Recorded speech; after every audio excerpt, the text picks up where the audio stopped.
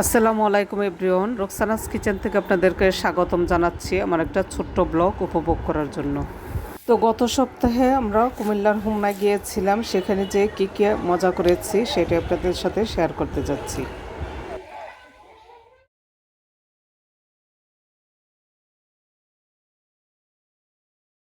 আমার ছোট বোন কানাডা থেকে এসেছে, তো আমরা সবাই ভাবলাম যে আমার বাবার বাড়ি কুমিল্লা হোমনায় যাব। আমরা সকাল 9:30টায় বাসার থেকে 10-12 জন একটা মাইক্রোবাসে কুমিল্লার উদ্দেশ্যে রওনা দিয়েছি। পথের মধ্যে আমরা অনেক সুন্দর ঢাসা ঢাসা পেয়ারা পেয়েছিলাম, সেগুলো খেতে খেতে আমরা আনন্দ করতে করতে কুমিল্লায় যাচ্ছিলাম। আমরা সব ভাই বোনরা ভাগনা ভাগ্নি সব মিলে বছরে অন্তত একবার হলেও গ্রামে গিয়ে থাকি, সেখানে 2-3টা দিন খুব আনন্দে কাটিয়ে আসি।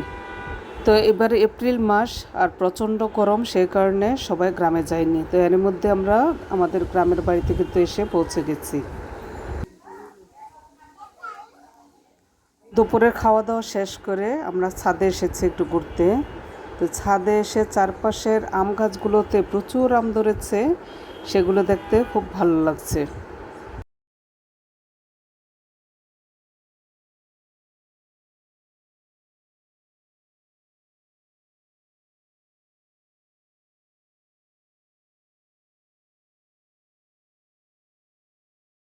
ছাদে কিছুক্ষণ থাকার পর আমি এবং আমার ছোট বোন গ্রামটা ঘুরে দেখার জন্য বেরিয়েছি। তো এই পাশটা ছিল আমাদের প্রতিবেশীদের, ওরা এখানে 4-5টা বাড়ি ছিল, আমরা এই বাড়িগুলো কিনে নিয়েছি, যার কারণে ওরা এই বাড়ি থেকে চলে গিয়েছে। একটা বিলম্ব গাছ দেখেন কত বিলম্ব ধরেছে।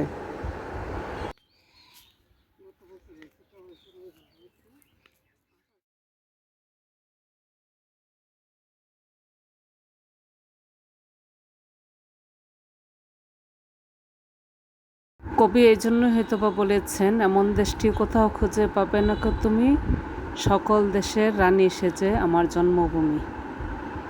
নিজের এলাকায় ঘুরতে ঘুরতে আমার এই কথাটাই বারবার মনে হচ্ছিল।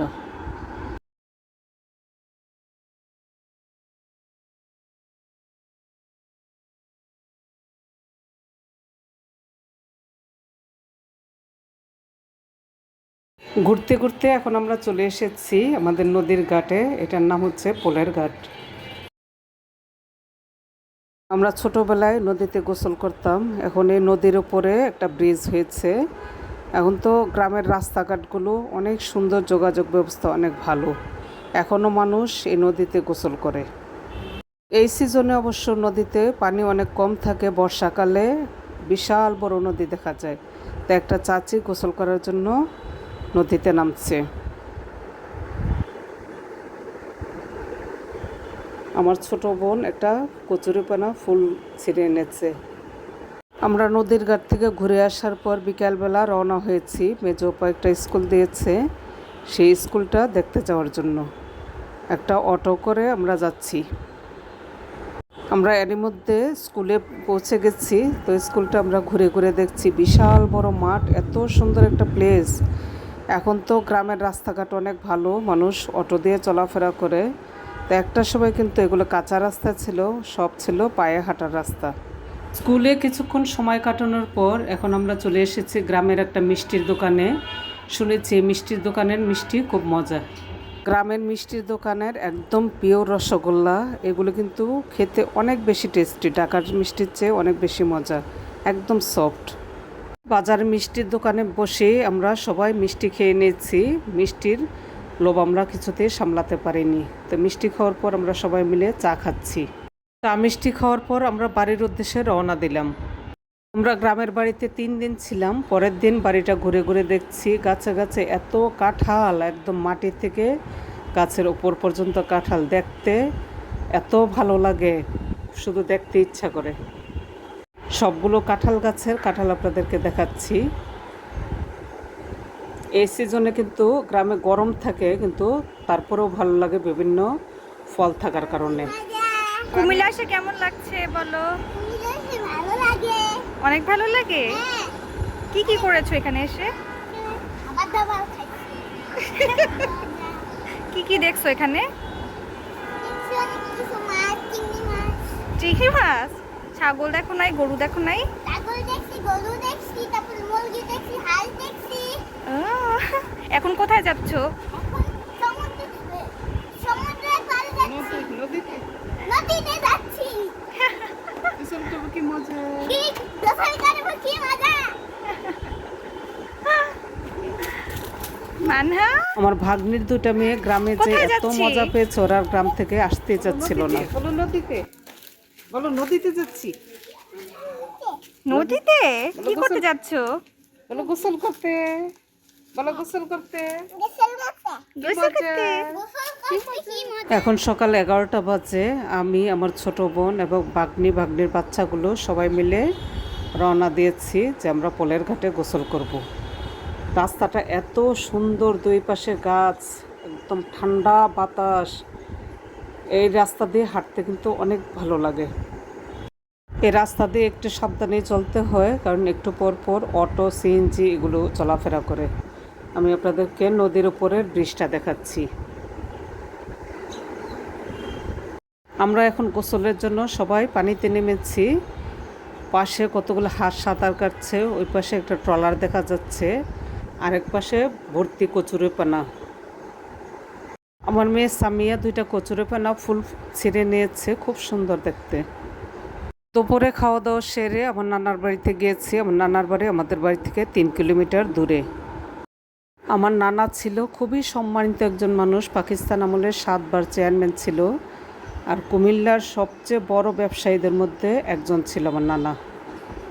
একটা সময় এই বাড়িটা খুবই জমজমাট ছিল, এখন কেউ থাকে না, পরিত্যক্ত অবস্থায় বাড়িটা পড়ে আছে। আমার নানার অনেক অবদান আছে দুলালপুর গ্রামে। আমার নানা স্কুল, কলেজ, মাদ্রাসা, কবরস্থান দিয়ে গেছেন এবং কুমিল্লা জুরি বোর্ডের সদস্য ছিলেন। এখন বাড়িটা দেখলে খুবই খারাপ লাগে যে বাড়িটা একদম সবগুলো ঘর তালা দেওয়া, কোনো মানুষজন নাই। এখানে টিউবওয়েল ছিল, টিউবওয়েল পর্যন্ত নাই। এই যে পুকুর ঘাট, আমার নানার দাদার কবর, সব কিছু কেমন জরাজীর্ণ অবস্থায় পড়ে আছে মানুষের অভাবে। প্রতি মঙ্গলবার এবং বৃহস্পতিবার দুলালপুরের বাজার ছিল, তো আমার নানি অনেক বেশি করে রান্না করে রাখতো পথচারীদের খাওয়ানোর জন্য। আমার নানার বাড়ি থেকে সন্ধ্যার সময় বাড়িতে চলে এসেছি। তো আমরা প্রতিবারই বাড়িতে গেলে মাছের ডাল নিয়ে আসি। তো প্রতিবেশী এক চাচি এবং চাচাতো বোন মিলে মাছের ডাল গুঁড়া করে দিচ্ছে। তো পরের দিন আমরা গাছের থেকে আম পেড়ে আম ছিলে নিচ্ছি আমের ভর্তা বানানোর জন্য। আমের সিজনে গ্রামে গিয়েছি, তো আমের ভর্তা না খেলে তো চলেই না। আমরা দুজন মিলে আম ছিলছি। আমগুলো ছিলে নেওয়ার পর একটা গ্রেটারে করে আমগুলো কুচি করে নিচ্ছে।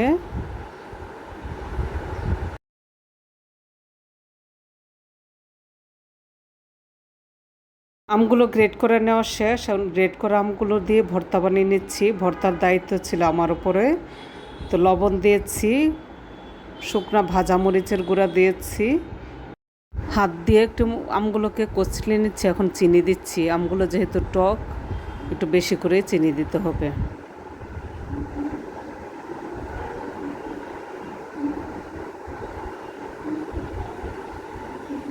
একটু টেস্ট করে নিচ্ছি সব কিছু ঠিকঠাক আছে কিনা। আরও একটু মরিচের গুঁড়া দিয়ে দিচ্ছি, একটু ঝাল ঝাল করে ভর্তাটা বানাচ্ছি। এখন আমার ভর্তা বানানো শেষ, সবাই মিলে মজা করে খাচ্ছি। এসব ভর্তা কিন্তু অনেকজনে মিলে আনন্দ করে খাওয়ার মজাটাই আলাদা।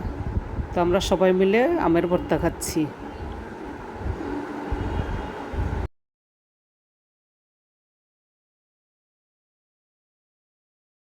3 দিন গ্রামে খুবই মজা করে কাটানোর পর এখন আবার ঢাকার উদ্দেশ্যে রওনা দিচ্ছি। গ্রামে খুবই গরম ছিল, গরমটা আমাদের আনন্দের কাছে খুবই তুচ্ছ। গ্রামে গেলে আর আসতে ইচ্ছা করে না, মনে হয় যে আরও কিছুদিন থাকি। যারা আমাদের মতো প্রায় গ্রামে যেয়ে থাকেন তারা বুঝতে পারবেন আসলে গ্রামে যাওয়ার আনন্দটা কত বেশি। ভিউয়ার্স, আমার এই গ্রামে যাওয়ার আনন্দটা আপনাদের সাথে শেয়ার করলাম। আপনাদের কাছে কেমন লেগেছে আমাকে একটু কমেন্ট করে জানাবেন। সবাই ভালো থাকবেন, সুস্থ থাকবেন। সামনে আবারও দেখাবো অন্য কিছু নিয়ে। সে পর্যন্ত আল্লাহ হাফেজ।